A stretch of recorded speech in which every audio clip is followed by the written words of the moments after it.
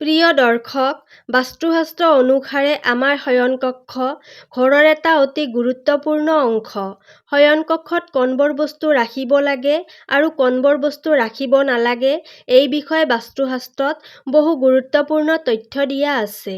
বহু সময়ত আমি ভুলবশতঃ নিজৰ শয়নকক্ষত অদ্ভুত ধৰণৰ ছবি, চিত্ৰ বা ফটো লগাই দিওঁ, নাইবা কিছুমান বস্তু নিজৰ বিচনা নাইবা গাৰুৰ তলত ৰাখি দিওঁ।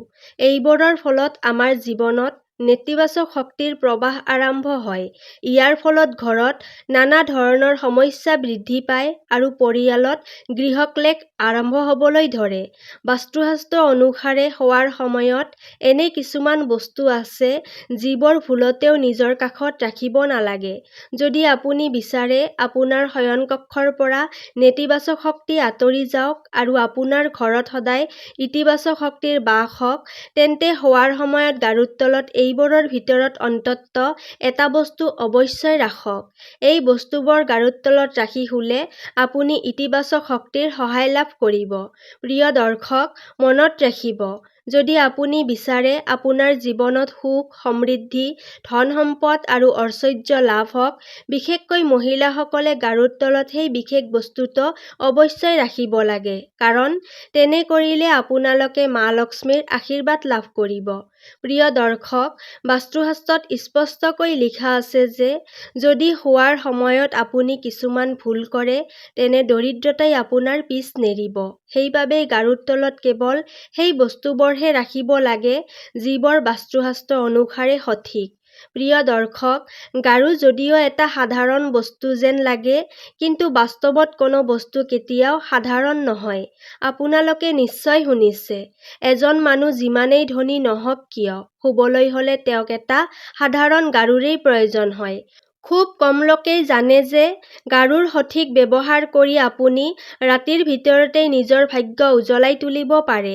নিজৰ বহু জন্মৰ দুখ কষ্ট, দৰিদ্ৰতা আৰু সমস্যাবোৰ শেষ কৰিব পাৰে আৰু জীৱনত সুখ, সমৃদ্ধি, ধন সম্পদ আৰু ঐশ্বৰ্য লাভ কৰিব পাৰে। আজিৰ এই ভিডিঅ'টোত আমি আপোনালোকক সেইবোৰ বস্তুৰ বিষয়ে ক'ম যিবোৰ গাৰুৰ তলত ৰাখি শুব লাগে। প্ৰিয় দৰ্শক, কথাখিনি মনোযোগ সহকাৰে শুনিব। যদি আপুনি এইবোৰ বস্তু গাৰুৰ তলত ৰাখি শুৱে, তেন্তে আপোনাৰ ভাগ্য উজ্জ্বল হোৱাত কোনো লোকেই বাধা দিব নোৱাৰিব। আপোনাৰ জীৱনৰ সকলো সমস্যা লাহে লাহে শেষ হৈ যাব আৰু আপুনি জীৱনত বহুত সফল হ'ব। ভিডিঅ'টিত আগলৈ আগবঢ়াৰ আগতে আপোনালোকলৈ এটা সৰু অনুৰোধ জনাইছো। যদি আপুনি সঁচাকৈয়ে মা লক্ষ্মীৰ ভক্ত আৰু যদি আপুনি বিচাৰে মা লক্ষ্মীৰ আশীৰ্বাদ সদায় আপোনাৰ লগত থাকক, আপোনাৰ জীৱনত কেতিয়াও ধনৰ অভাৱ নহওক আৰু আপোনাৰ ঘৰত সদায় মা লক্ষ্মীৰ বাস হওক, তেন্তে পূৰ্ণ বিশ্বাস আৰু ভক্তিৰে এই ভিডিঅ'টিত এটা লাইক কৰি দিব আৰু কমেণ্ট বক্সত জয় মা লক্ষ্মী বুলি নিশ্চয় লিখিব।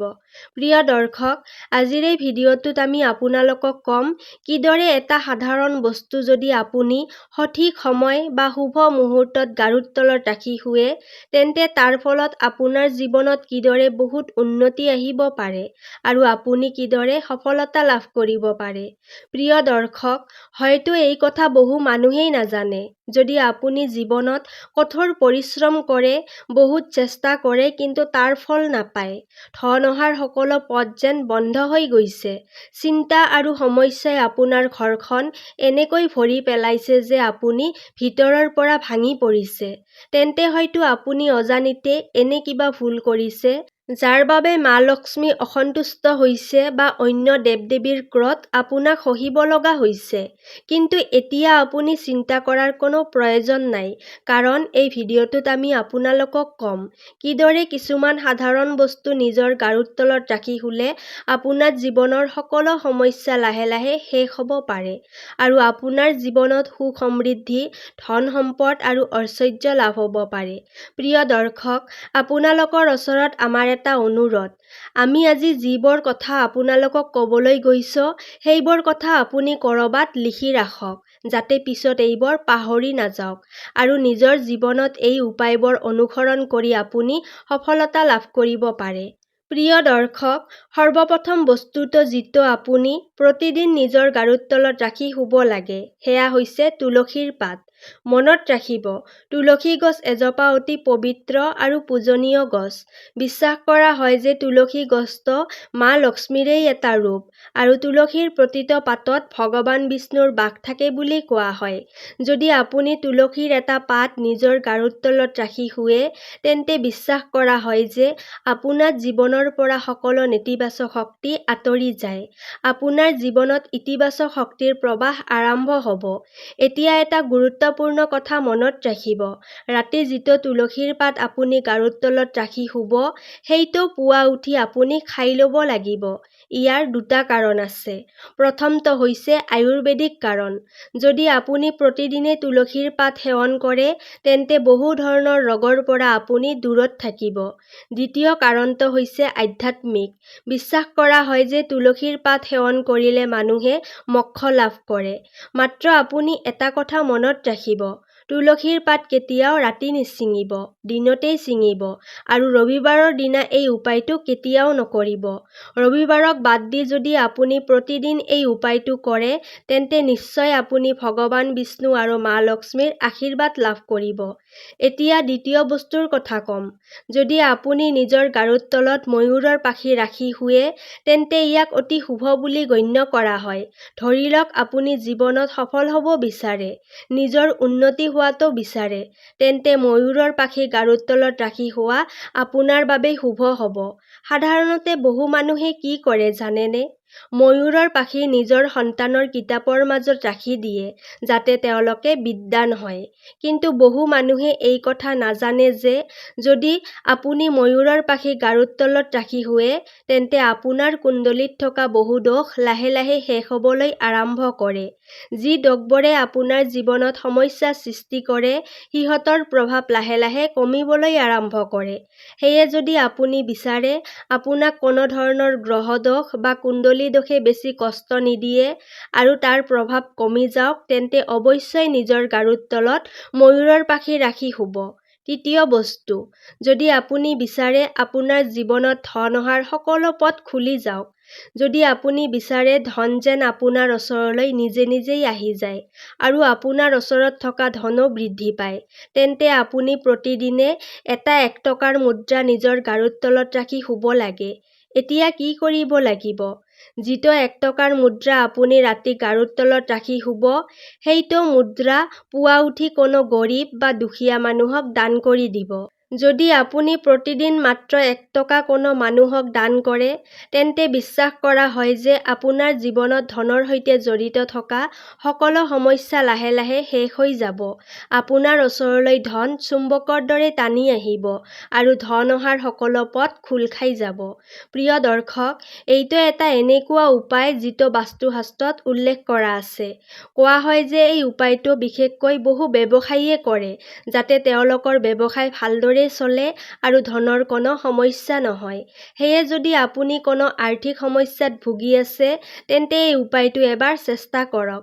বিশ্বাস কৰা হয় যে মা লক্ষ্মীৰ আশীৰ্বাদে আপোনাৰ জীৱনত ধন সম্পৰ্কীয় সকলো সমস্যা লাহে লাহে শেষ হৈ যাব। প্ৰিয় দৰ্শক, যদি আপুনি বিচাৰে আপোনাৰ ভাগ্য শক্তিশালী হওক, তেন্তে এই উপায়টো অৱশ্যই অনুসৰণ কৰক। চতুৰ্থ বস্তু, ধাৰ্মিক বস্তু নিজৰ গাৰুৰ তলত ৰাখি শুব। যদি আপুনি নিজৰ গাৰুৰ তলত কোনো ধাৰ্মিক চিহ্ন বা বস্তু ৰাখি শুৱে, তেন্তে আপোনাৰ ভাগ্য সলনি হ'বলৈ বেছি সময় নালাগিব। প্ৰিয় দৰ্শক, বহু সময়ত কি হয় জানেনে? আপুনি বহুত পৰিশ্ৰম কৰে, বহু চেষ্টা কৰে, কিন্তু ভাগ্যই আপোনাক সহায় নকৰে। ফলত আপুনি নিজৰ পৰিশ্ৰমৰ সঠিক ফল নাপায়। সেয়েহে যদি আপুনি কোনো ধাৰ্মিক বস্তু গাৰুৰ তলত ৰাখি শুৱে, তেন্তে বিশ্বাস কৰা হয় যে আপোনাৰ পৰিশ্ৰমৰ ফল নিশ্চয় পাব। ধাৰ্মিক বস্তুৰ ভিতৰত যেনে আপুনি ওম চিহ্ন নিজৰ গাৰুৰ তলত ৰাখি শুব পাৰে। ইয়াক অতি শুভ বুলি ধৰা হয় আৰু বিশ্বাস কৰা হয় যে ইয়াৰ ফলত আপোনাৰ ভাগ্য শক্তিশালী হৈ উঠে আৰু জীৱনত উন্নতিৰ পথ খোল খাই যায়। পঞ্চম বস্তু, এতিয়া আমি আপোনালোকক যিটো পঞ্চম বস্তুৰ কথা ক'বলৈ গৈছো, যদি আপুনি এইটো অনুসৰণ কৰে, তেন্তে বিশ্বাস কৰা হয় যে আপোনাৰ বেয়া সময় সলনি হৈ ভাল সময় আৰম্ভ হ'ব। যদি আপুনি বহু ধৰণৰ সমস্যাত জড়িত হৈ আছে, বহুত চিন্তা আৰু মানসিক চাপত আছে, তেন্তে আপুনি নিজৰ গাৰুৰ তলত এটা লৰ চাবি ৰাখি শুব লাগিব। বাস্তুশাস্ত্ৰত উল্লেখ আছে যে যদি আপুনি প্ৰতিদিনে গাৰুৰ তলত লৰ চাবি ৰাখি শুৱে তেন্তে ইয়াক অতি শুভ বুলি ধৰা হয়। কোৱা হয় যে এনে কৰিলে মানুহে বহু ধৰণৰ সমস্যা, দুখ কষ্ট আৰু মানসিক চাপৰ পৰা লাহে লাহে মুক্তি লাভ কৰে। ষষ্ঠ বস্তু, এতিয়া আমি আপোনালোকক আন এটা উপায়ৰ কথা ক'ম। যদি আপুনি এই উপায়টো কৰে তেন্তে বিশ্বাস কৰা হয় যে আপোনাৰ বৃহস্পতি দোষ শেষ হৈ যাব। যদি আপুনি হালধিৰ এটা টুকুৰা নিজৰ গাৰুৰ তলত ৰাখি 7 দিন শুৱে তেন্তে কোৱা হয় যে ইয়াৰ ফলত আপোনাৰ ওপৰত থকা বৃহস্পতি গ্ৰহৰ দোষ লাহে লাহে শেষ হয়। সেয়ে যদি আপুনি এই উপায়টো অনুসৰণ কৰে তেন্তে বিশ্বাস কৰা হয় যে আপোনাৰ বৃহস্পতি দোষ দূৰ হৈ পৰিব। প্ৰিয় দৰ্শক, যদি আপুনি বিচাৰে যে আপুনি যিকোনো কাম আৰম্ভ কৰিলেই তাত সফলতা লাভ কৰক, আপুনি জীৱনত বহুত আগবাঢ়ক আৰু আপোনাৰ জীৱনৰ সকলো নেতিবাচক শক্তি শেষ হৈ যাওক, তেন্তে এটা উপায় আছে। যদি আপুনি 21 দিন ধৰি নহৰুৰ এটা টুকুৰা নিজৰ গাৰুৰ তলত ৰাখি শুৱে তেন্তে বিশ্বাস কৰা হয় যে আপুনি এই ধৰণৰ বহু সমস্যাৰ পৰা মুক্তি লাভ কৰিব পাৰে। প্ৰিয় দৰ্শক, আজিৰ ভিডিঅ'টো ইমানেই আছিল। যদি আপুনি আমি কোৱা এই তথ্যসমূহ জানি ভাল পালে তেন্তে ভিডিঅ'টিত এটা লাইক কৰিব আৰু আগন্তুক এই ধৰণৰ জ্ঞানবৰ্ধক ভিডিঅ' চাবৰ বাবে আমাৰ চেনেলটো ছাবস্ক্ৰাইব কৰিবলৈ নাপাহৰিব। তেতিয়াহ'লে আজিলৈ ইয়াতেই সামৰিছোঁ। কাইলৈ পুনৰ লগ পাম আন এটি ভিডিঅ'ৰ সৈতে। ধন্যবাদ।